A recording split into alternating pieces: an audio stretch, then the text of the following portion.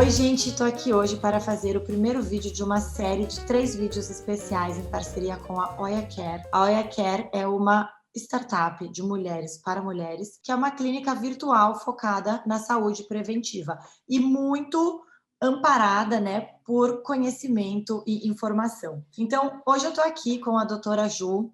Doutora Ju é médica ginecologista, ela é parte da equipe da Oia e a gente vai falar sobre o primeiro dos nossos assuntos interessantíssimos, que é ritmo circadiano.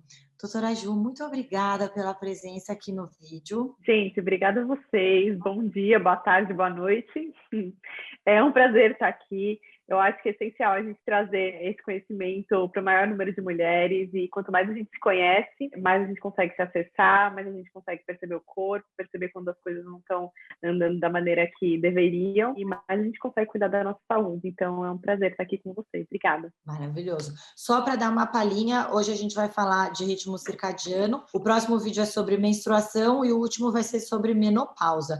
E também queria falar que estamos com muitos conteúdos legais em parceria com a Oia também no Dia de Botê. Agora já foram 2 matérias e tem várias outras muito interessantes vindo por aí. Então é todo realmente uma parceria que a gente se conectou muito, né? Eu, o Dia de Botê e a Oia Care, em cima dessa ideia de trazer conhecimento, porque a gente acredita que o conhecimento é poder e é autonomia. Então, doutora Ju, primeira pergunta, claro, o que é ritmo circadiano, afinal?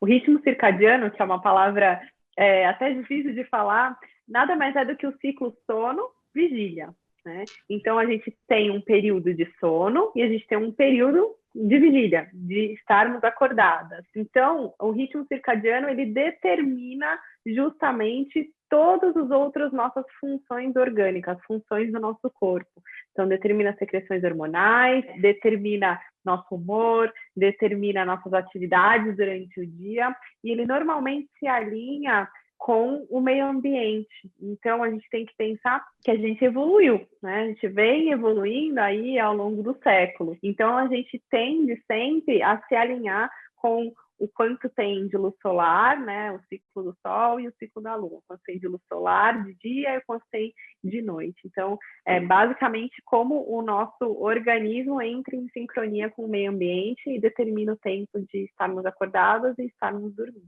Isso que é a definição. E aí, como que funciona a coisa dos hormônios, né? Porque, enfim, tem hormônios que são liberados durante o dia, hormônios são liberados durante a noite.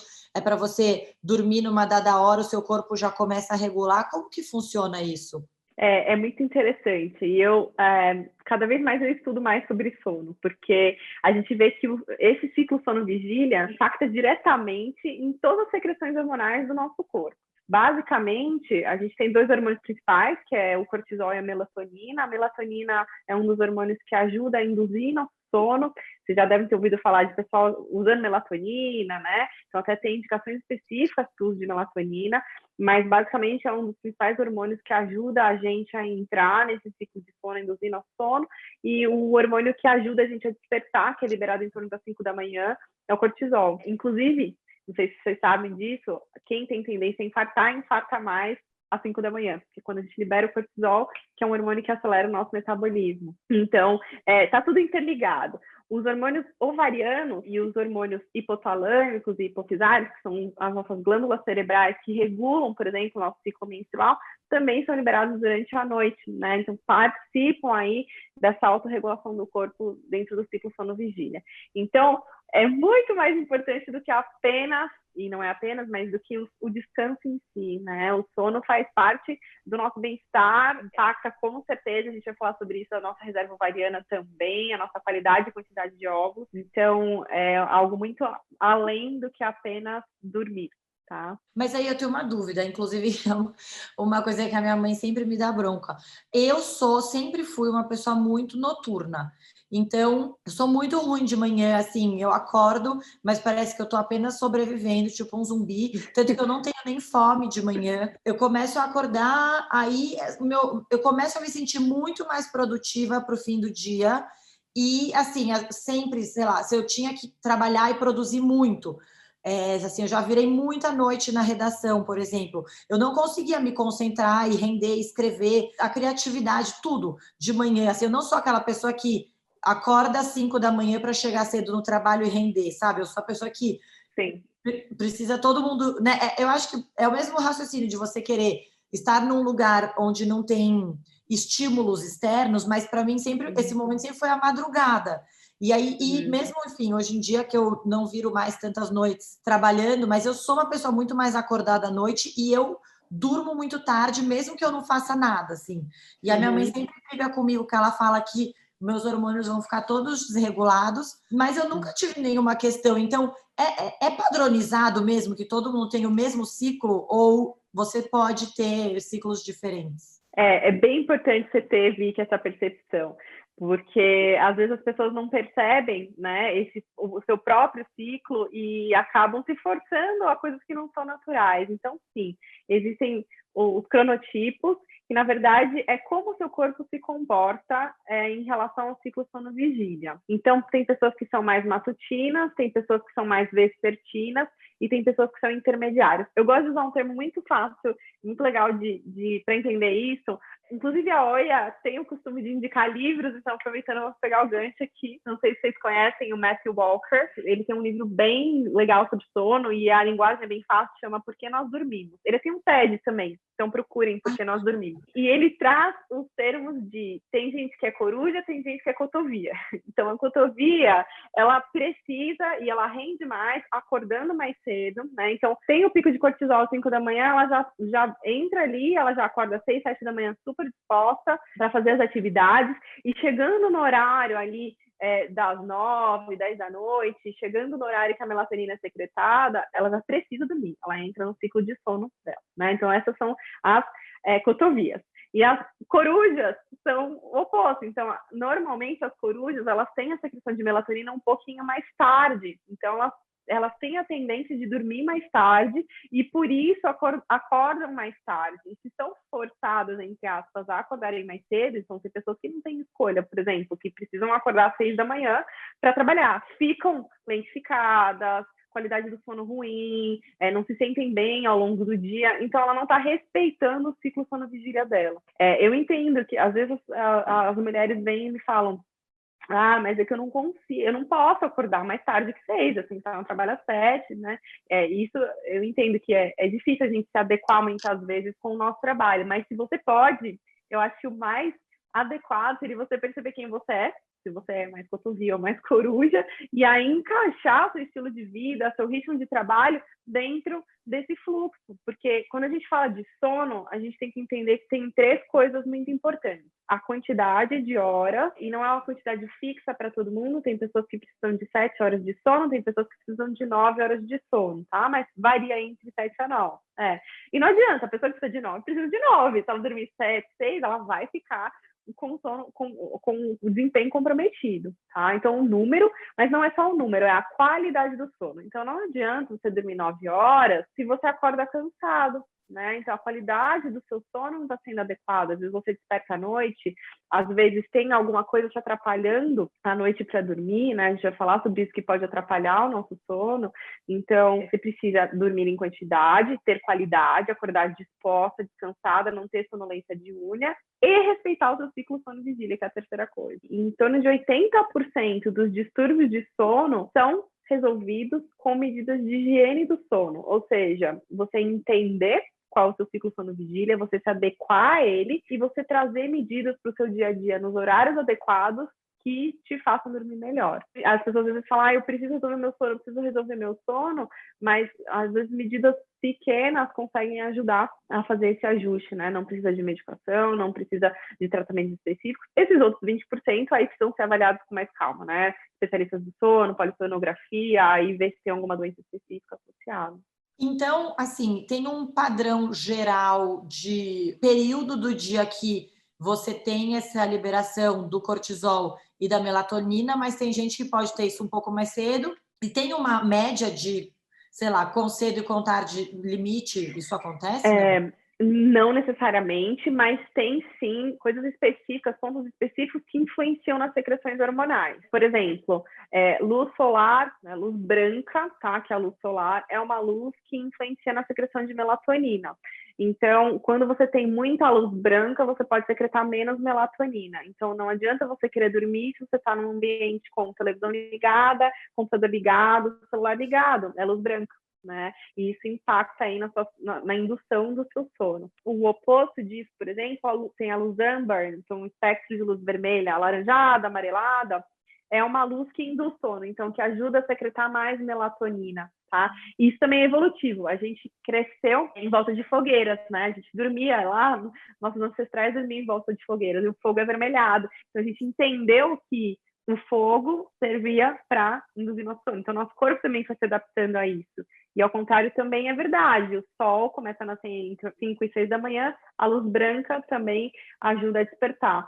Então, fazer secreções hormonais que são típicas de quem vai despertar. Então, um dos estímulos, por exemplo, isso é tratamento, tá? Então, quem fala assim, eu não consigo dormir, ou então eu tenho dificuldade para acordar. Então, por exemplo, quem tem dificuldade para acordar, a primeira coisa que você faz é ligar a luz branca, abrir a janela, que isso faz o seu corpo induzir as secreções hormonais que te despertam. Ao contrário, quem quer dormir, precisa desligar a luz branca em torno de 1 a 2 horas antes de querer, né, do horário que se predispõe a dormir, e espectro de luz vermelha. Night shift no celular, existe filtro de luz vermelha para computador, né, o pessoal tem, então isso ajuda bastante. Às vezes as pessoas falam assim, não estou conseguindo dormir. É uma luzinha piscando ali embaixo de um dos carregadores, que é luz branca, aí eu falo, troca pela luz vermelha, então troca o adaptador de tomada, e aí ajuda. Nossa. Então, isso é uma coisa bem, bem interessante, assim. Então, tem o seu natural, né, que é o seu ciclo meio,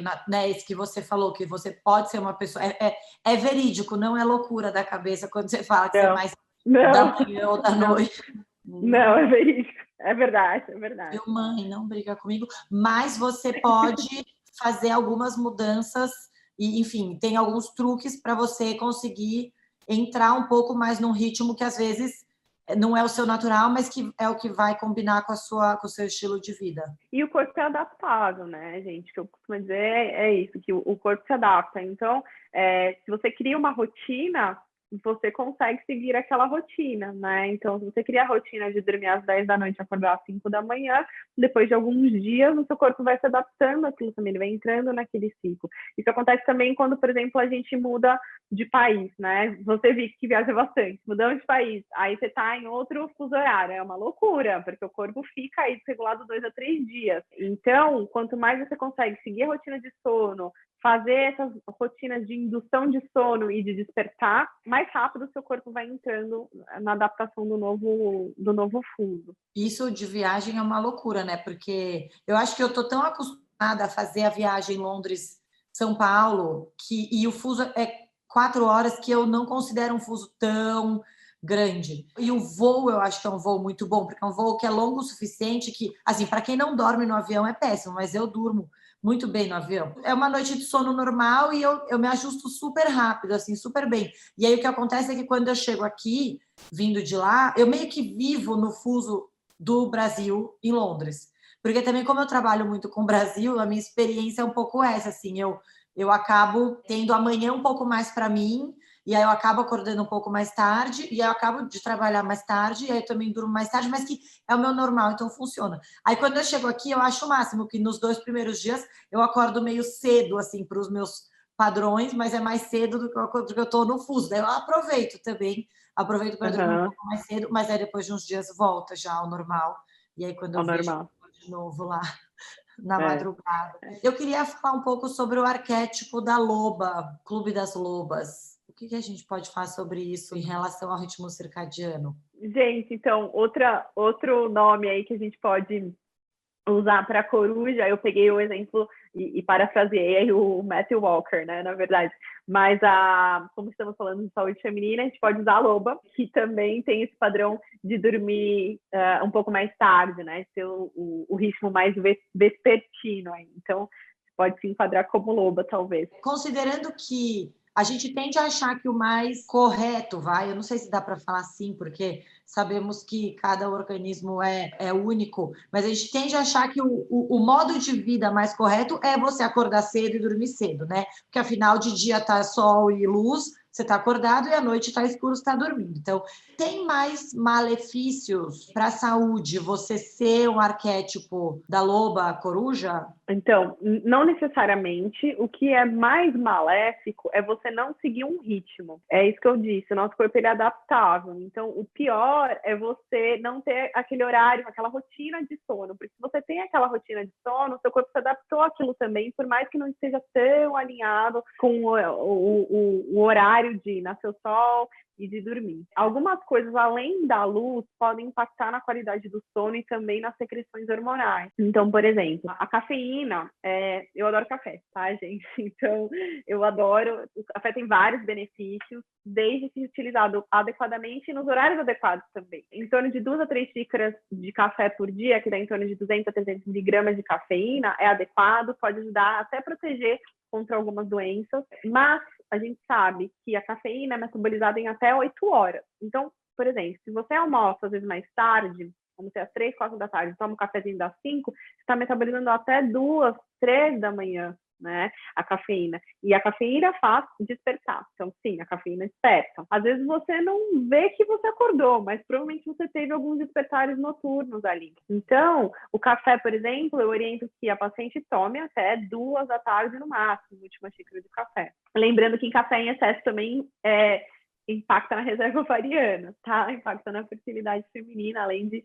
em outras doenças. Então, temos que aí dar uma segurada. Outra coisa que pode impactar bastante é o excesso de... Tem pessoas que estão acostumadas a fazer exercício físico à noite, né? E o que está tudo bem, mas o ideal é que você pare a atividade física em torno de 2 horas antes de você querer dormir. Então, não adianta você falar assim, eu quero dormir às 10 e faz exercício até 9h30, você tá com certeza impactando, você libera muita adrenalina, né? Então, até você abaixar a carga adrenérgica, que é um dos neurotransmissores que fazem a gente ficar mais acelerada e acordada, demora.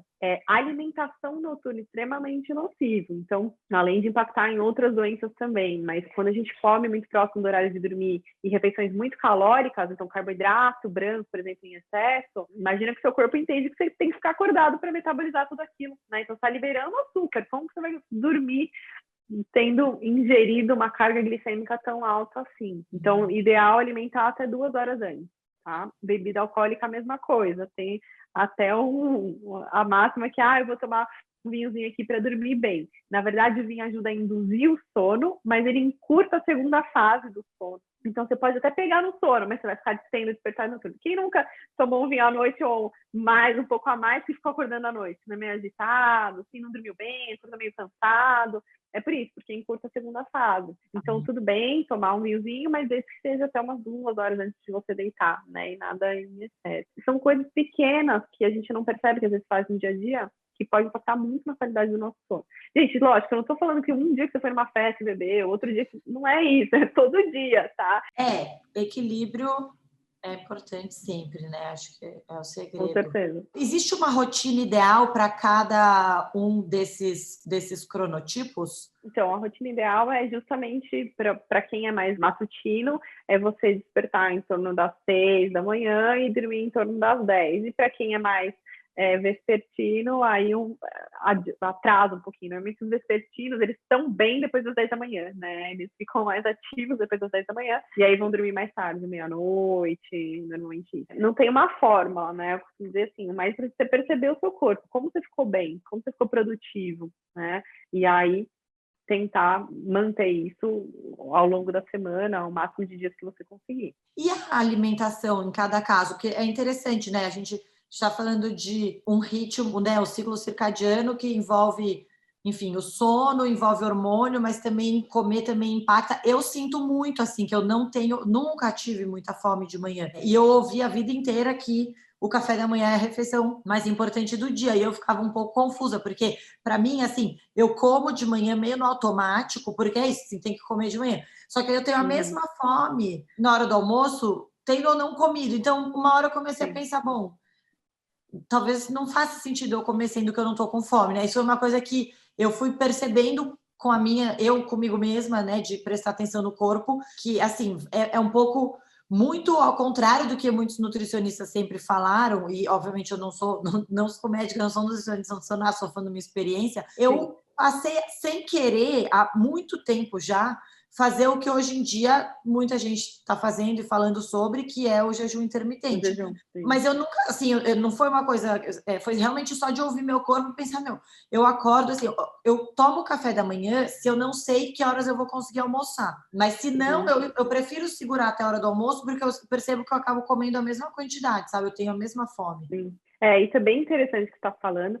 Eu acho que assim, o ponto de partida é o que você já disse, que é eu preciso perceber meu corpo. Gente, eu gosto de brincar com a história do ovo. Uma hora o ovo é bom, outra hora o ovo é ruim, né? Assim, na parte nutricional, sempre tem isso. O mais importante é o equilíbrio, você entender como o seu corpo funciona. O que isso tem a ver com o sono? Durante o sono, a gente faz reparo celular, né? Então, a gente faz reparo de DNA nos nossos genes durante o sono.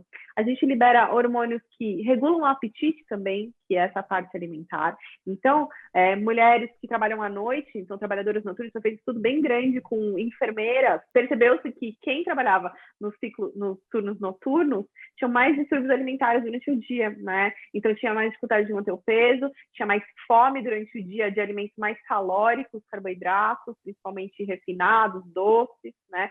Porque justamente é durante o sono que a gente libera o hormônio responsável pela saciedade e pela regulação do nosso apetite. Então, é muito importante isso, tá, gente? Além disso, já tem vários estudos falando dos impactos do sono, da falta de qualidade de sono na saúde da mulher. Então, piora a dor crônica de paciente, por exemplo, que tem endometriose. Eu trabalho bastante com pacientes com endometriose e dor pélvica. Também é fisiológico, não é que a gente fala, eu não dormi bem, então eu tô com mais dor. Não, durante o sono você libera cortisol. Cortisol é um dos hormônios que, quando você não tem uma regulação adequada, você tem um pico de cortisol. Cortisol mantido a longo prazo, ele altera outras secreções hormonais, inclusive as ovarianas, aumento de estrogênio.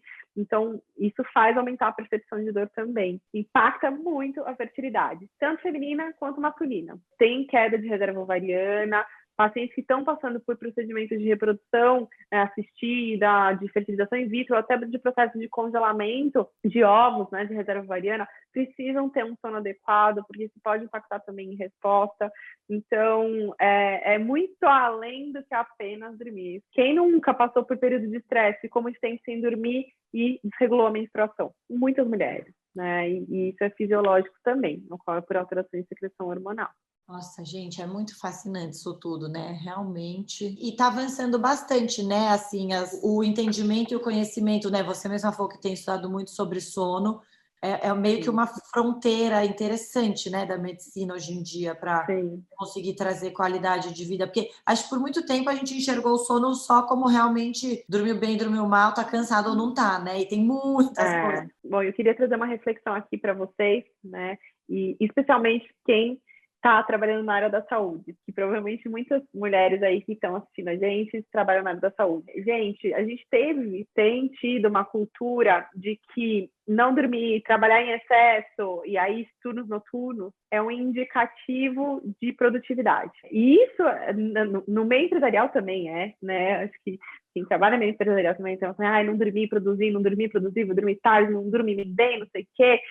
Quando eu era residente, emendava não sei quantos plantões, não sei quantas horas. E aí eu só fui trazer isso como um problema depois que eu percebi o quanto estava impactando, né? Quando estava impactando em tudo, né? Na minha qualidade de vida, no meu potencial de atendimento, o quanto impactava as outras pessoas que estão em volta de mim. Então, a gente precisa trazer o sono como um ponto focal para tudo, para prevenção e para tratamento de doenças. E trazendo aí o aspecto da fertilidade ainda mais. Né? A gente precisa dormir bem, com qualidade e não relevar o sono. Acho que é isso também, né? A gente entender o nosso ritmo, entender o nosso corpo, mas pensar em como a gente pode sempre ter hábitos melhores dentro do nosso cronotipo, né? E para pessoas que estão com dificuldade de dormir, algumas diquinhas podem ajudar. Então, ligar a luz vermelha, que é o que eu já falei, né? Filtro Night Shift, luz âmbar. O que tem mais evidência nos estudos, na parte de fitoterapia, de aromaterapia, é o de lavanda. Lavanda pode ajudar muito,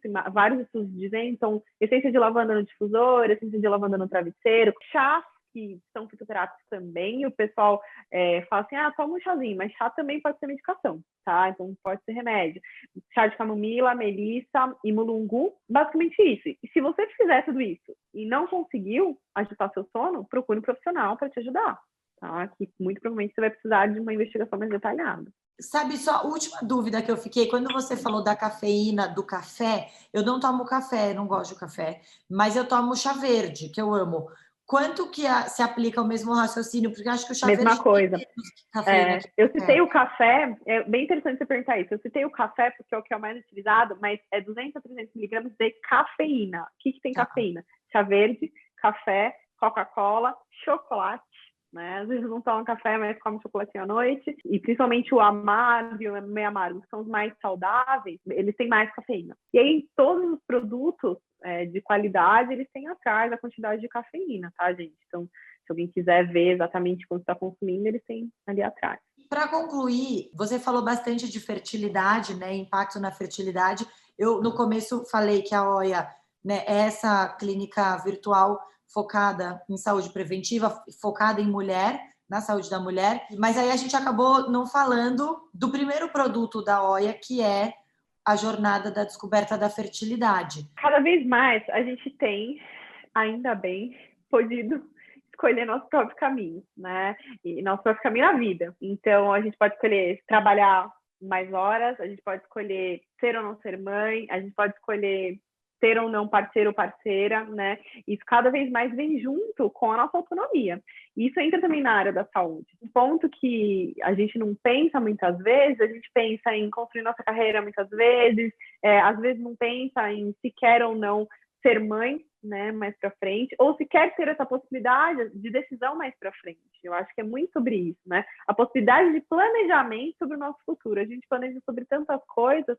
Então, eu acho que a descoberta da fertilidade basicamente é você ter a possibilidade, você entender a sua possibilidade em relação ao seu futuro reprodutivo. Igual você faz um planejamento de comprar um carro, fazer uma viagem, fazer um MBA, é mais ou menos isso, né? A gente está tendo essa oportunidade. E é isso que eu acho que a OIA tenta trazer. Então, você entende em qual status você está em relação a isso, ou uma ideia, né? Te dá uma ideia sobre isso e te propõe um potencial planejamento aí do seu futuro reprodutivo. É importante lembrar que, infelizmente, a gente ainda não tem, e eu acho que isso que é porque, de fato, a gente não tem muitas políticas ainda voltadas para a saúde da mulher de maneira mais enfática, ou para pensar em questões específicas femininas, tanto que se você, por exemplo, for fazer um processo de reprodução humana, fertilização, de FIV, no SUS não cobre, o Sistema Único de Saúde não cobre, né? Nenhum plano de saúde cobre. Então, ou cobre em situações muito específicas do Sistema Único de Saúde.